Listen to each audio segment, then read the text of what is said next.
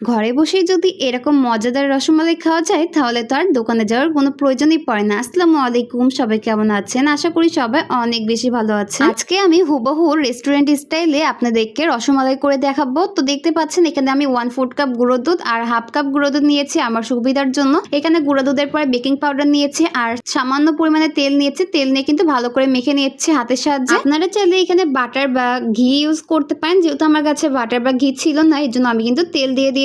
আর একটা ডিম কিন্তু ভালো করে ফেটিয়ে নিয়েছি। তো এই ডিমটা কিন্তু অল্প অল্প করে দিতে হবে। ওটা করার সময় কিন্তু অবশ্যই খেয়াল রাখবেন ডিম কিন্তু অল্প পরিমাণ করে দেওয়া লাগবে। একবারে দিলে কিন্তু এটা কিন্তু নরম হয়ে যেতে পারে। তো আমি কিন্তু অল্প অল্প করে দিয়ে দিচ্ছি আর এটা কিন্তু আমার পুরোটাই লাগবে না, এটাতে কিন্তু শেষ আর লাগবে না। আর এই তো মেখে নেওয়া হয়ে গেছে আমার কিন্তু। তো এখন কিন্তু আমি একটা ভালো করে হাতের সাহায্যে তেল মেখে নিয়েছি আর এখন ভালো করে গোল করে নিব। আপনারা যে শেপে করতে চান সেই শেপে দিতে পারেন। আমি এখানে রাউন্ড শেপে করবো, তো আমি এইভাবে গোল করে শেপ করে দিচ্ছি। আর যেহেতু রসমালাইয়ের সাইজ কিন্তু সাধারণত ছোটই হয়ে থাকে, তো এটা কিন্তু ছোট করে নিতে হবে কারণ এটা কিন্তু ফুলে কিন্তু বড় হয়ে যাবে। তো অবশ্যই ছোট সাইজ করে নিবেন, তাহলে কিন্তু বেশি ভালো হবে। এইভাবে কিন্তু এখন আমি সবগুলো বানিয়ে নিব। দেখতে পাচ্ছেন বানিয়ে নিয়েছি অলরেডি 2টা আর এইভাবে এখন সবগুলো বানিয়ে নিব। আর আমার কাছে টোটাল হয়েছিল 28টি। তো এখানে কিন্তু আমি চিনি শিরা করে নিচ্ছে। এখানে আমি 2টা এলাচ দিয়ে দিলাম চিনির ভিতরে আর এখানে 1/4 কাপ চিনি দিলাম। এটাতে ভালো করে শিরা করে নিব, জাল উঠে নিব। অবশ্যই চিনির শিরাটা বলক ওঠার পরে কিন্তু মিষ্টিগুলো দিতে হবে। তো আমি কিন্তু বলক ওঠা পর্যন্ত এখন অপেক্ষা করব। আর এখন কিন্তু চিনিটা গলে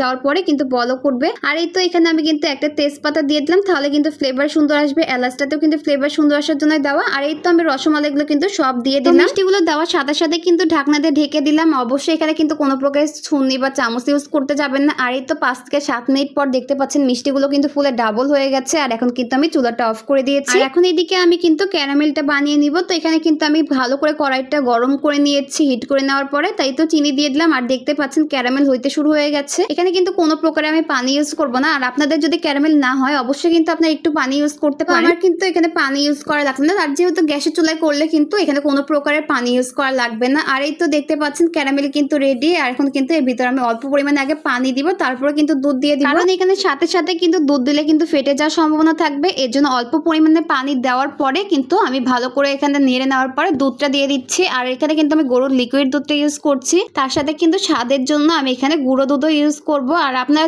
যদি এমনি করতে চান তাহলে কিন্তু এমনিও করতে পারেন, গুঁড়ো দুধ নাও দিতে পারেন। আমি আপনাদেরকে রিকমেন্ড করব যে এখানে গুঁড়ো দুধ দেওয়ার জন্য, বিকজ এখানে হচ্ছে স্বাদটা কিন্তু বেশি পরিমাণে বেড়ে যাবে গুঁড়ো দুধ দেওয়ার জন্য। আর এখানে কিন্তু আমি এলাচ দিয়ে দিলাম, দেখতে পাচ্ছেন 2টা এলাচ দিয়েছি আবারও, তাহলে কিন্তু একটা সুন্দর ফ্লেভার আসবে। আর তাছাড়া তো ক্যারামেলের একটা সুন্দর ফ্লেভার আছে। এই তো গুঁড়ো দুধ দেওয়া হয়ে গেছে, এখন কিন্তু আমি ভালো করে নেড়ে নিচ্ছি। আর অবশ্যই দুধটা ভালো করে ঘন করে নেবেন। তো এর থেকে আমি দুধটা কিন্তু ঘন করে নেওয়ার পরে কিন্তু এই যে মিষ্টিগুলো উঠিয়ে নিচ্ছি। আর এই মিষ্টিগুলো কিন্তু চিনি শিরা থেকে শেষে উঠিয়ে নিতে হবে যেন রসগুলো না যায়। মিষ্টির রসগুলো গেলে কিন্তু এটা কিন্তু আরো বেশি তরল হয়ে যাবে, তখন কিন্তু খেতে ভালো লাগবে না। আর এই তো সব মিষ্টিগুলো দিয়ে দিয়েছে। এখন ভালো করে কিন্তু আমি বলক উঠিয়ে নেওয়ার পরে কিন্তু চুলাটা অফ করে দিব। মিষ্টিগুলো দেওয়ার পরে কিন্তু অবশ্যই চামচ দিয়ে একটু নেড়ে দিবেন যে মিষ্টি গায়ে যেন বেশি না লাগে, তাহলে কিন্তু দেখবেন। আর এই তো মিষ্টিগুলো কিন্তু প্রায় হয়ে এসেছে, বলক উঠেছে। এখন কিন্তু আমি চুলাটা অফ করে দিব। আর আজকে কিন্তু এই তো রসমালাই আমার রেডি। কেমন হয়েছে অবশ্যই কমেন্ট করে জানাবেন, ভিডিওতে একটা লাইক করবেন আর পেজটা ফলো করবেন, চ্যানেলটা সাবস্ক্রাইব করবেন। সবাই অনেক বেশি ভালো থাকবেন, সুস্থ থাকবেন। সবার জন্য দোয়া ভালোবাসা রইল। আল্লাহ হাফেজ, আসসালামু আলাইকুম।